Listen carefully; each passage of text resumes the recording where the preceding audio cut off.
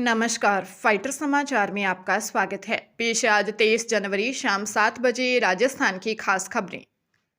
सीकर जिले के पिपराली गांव में बिना मान्यता संचालित हो रहे नीडी ब्रिज महिला अनाथ आश्रम पर जिला विधिक सेवा प्राधिकरण और विभिन्न विभागों ने संयुक्त कार्रवाई की है। जिला विधिक सेवा प्राधिकरण की सचिव शालिनी गोयल के नेतृत्व में इस कार्रवाई में 22 महिलाओं और 2 छोटे बच्चों को सुरक्षित रेस्क्यू किया गया। जांच के दौरान सामने आया कि यह आश्रम बिना किसी वैध दस्तावेज या सरकारी मान्यता के चल रहा था। निरीक्षण टीम में महिला अधिकारिता विभाग के डिप्टी डायरेक्टर राजेंद्र चौधरी, सामाजिक न्याय विभाग के डिप्टी डायरेक्टर प्रियंका पारिक और बाल कल्याण समिति के अध्यक्ष अंकुर बहड़ सहित कई अधिकारी शामिल रहे। पूछताछ में संचालक ने बताया कि इन महिलाओं को पुलिस के माध्यम से यहां लाया गया था, जिनमें से कुछ मानसिक रूप से विमंदित श्रेणी की हैं। रेस्क्यू किए गए सभी व्यक्तियों को तत्काल मुख्यमंत्री पुनर्वास गृह में शिफ्ट कर दिया गया है।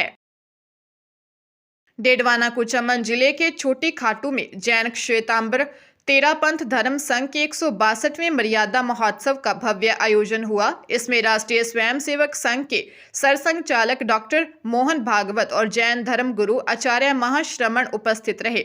डॉक्टर मोहन भागवत ने आचार्य महाश्रमण के दर्शन कर आशीर्वाद लिया और इस दौरान उन्होंने कहा कि कई समस्याओं का समाधान कानून से नहीं हो सकता है, बल्कि धर्म और नैतिक मूल्यों से होता है। कार्यक्रम में आचार्य महाश्रमण ने अपने संबोधन में सत्य की खोज, अहिंसा और करुणा के महत्व पर जोर देते हुए कहा कि संतों की वाणी और ग्रंथों के संदेश से जीवन की दिशा बदली जा सकती है। उन्होंने कहा कि जब हम सबको अपना मानकर चलते हैं, तभी मर्यादा और अनुशासन जीवन में उतरता है। उन्होंने कहा, हमें अहिंसा पर कायम रहना चाहिए, लेकिन मजबूरी हो जाए तो फिर शस्त्र उठाना भी जरूरी है।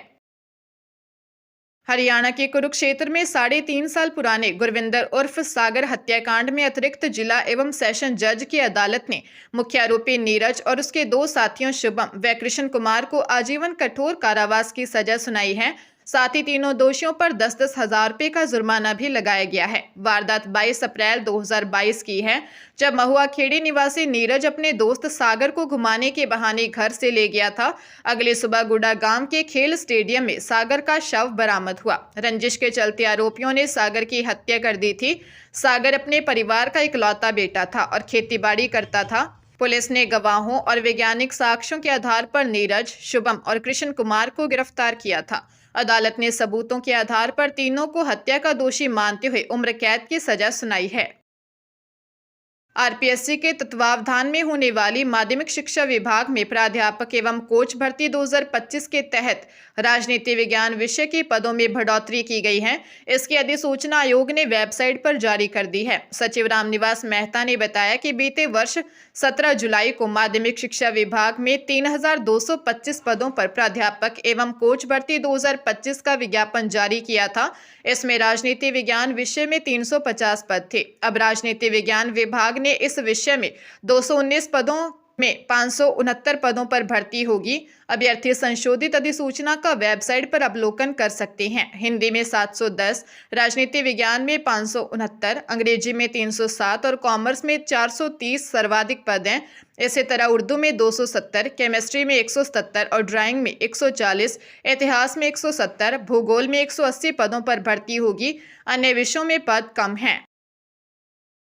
चित्तौड़गढ़ में साइबर सेल के डीएसपी गिरिराज गर्ग और उनके एक साथी के खिलाफ अपहरण और 5 लाख रुपए की फिरौती का मामला दर्ज हुआ है। यह कार्रवाई पीड़ित हिमांशु माहेश्वरी के दोस्त मनीष की शिकायत पर सदर थाने में की गई है। शिकायत के अनुसार मंगलवार रात डीएसपी और उनके साथियों ने हिमांशु को जबरन गाड़ी में बैठाकर मारपीट कर पैसे मांगे। पीड़ित का आरोप है कि डीएसपी उस समय नशे की हालत में थे। पुलिस ने जांच की तो पता चला कि हिमांशु को साइबर थाने ले गए थे, जहां से उसे बरामद किया। वह डीएसपी गिरिराज ने इन आरोपों को नकारते हुए कहा कि हिमांशु के खिलाफ पहले से साइबर थाने में मामला दर्ज है। उन्होंने दावा किया कि थाना प्रभारी द्वारा सहयोग न मिलने पर उन्होंने निजी गाड़ी से आरोपी को पकड़ा और पुलिस को सौंपा। फिलहाल पुलिस इस पूरे विवाद और अपहरण की गुत्थी सुलझाने में जुटी है। दौसा जिले की बांदीकुई पुलिस ने साइबर ठगों को बैंक खाते उपलब्ध कराने के आरोप में आरोपी को गिरफ्तार किया है। ये गिरफ्तारी साइबर अपराध की रोकथाम के लिए चलाए जा रहे अभियान के तहत की गई। थाना प्रभारी जहीर अब्बास ने बताया के जांच में सामने आया कि बांदीकुई स्थित यूको बैंक का एक खाता साइबर ठगों को दिया गया था। खाते में महाराष्ट्र और गुजरात के 3 अलग-अलग पीड़ितों से ठगी गई मोटी रकम जमा की गई थी। पुलिस ने मामले की जांच करते हुए बांदीकुई निवासी 22 वर्षीय राहुल हरिजन को गिरफ्तार किया है। आरोपी राहुल से पूछताछ की जा रही है ताकि ये पता चल सके कि उसने यह खाता किसे उपलब्ध करवाया था और इसके बदले उसे क्या मिला था। पुलिस तीनों पीड़ितों से ठगी गई रकम और अन्य जानकारी जुटा रही है। बाबा शाम के वार्षिक लक्खी मेले के आगाज से पहले ही सीकर पुलिस पूरी तरह एक्शन मोड में आ गई है। 21 फरवरी से 28 फरवरी तक चलने वाले इस महाकुंभ में लाखों श्रद्धालुओं की सुरक्षा सुनिश्चित करने के लिए खाटू श्याम जी पुलिस और डीएसटी ने संयुक्त रूप से एक बड़ा सफाई अभियान शुरू किया है। इस जांच अभियान के तहत पुलिस ने बड़ी कार्रवाई करते हुए 11 संदिग्ध लोगों को गिरफ्तार किया है और 7 लावारिस बाइकों को जब्त किया है। थानाधिकारी पवन चौबे ने जानकारी दी कि मेले में भीड़ का फायदा उठाकर असामाजिक तत्व सक्रिय न हो सकें, इसके लिए पुलिस प्रशासन ने जीरो टॉलरेंस की नीति अपनाई है। पुलिस की अलग अलग टीमों ने कस्बे से होटलों, ढाबों और धर्मशालाओं में सरप्राइज चेकिंग की है। जांच के दौरान अवैध गतिविधियों में लिप्त पाए जाने पर संदिग्धों को हिरासत में लिया गया। हनुमानगढ़ की विशिष्ट एनडीपीएस कोर्ट ने नशीली दवाओं की तस्करी के मामले में जसप्रीत सिंह को दोषी करार दिया है। अदालत ने उसे 20 साल के कठोर कारावास और 2 लाख रुपए जुर्माने की सजा सुनाई है।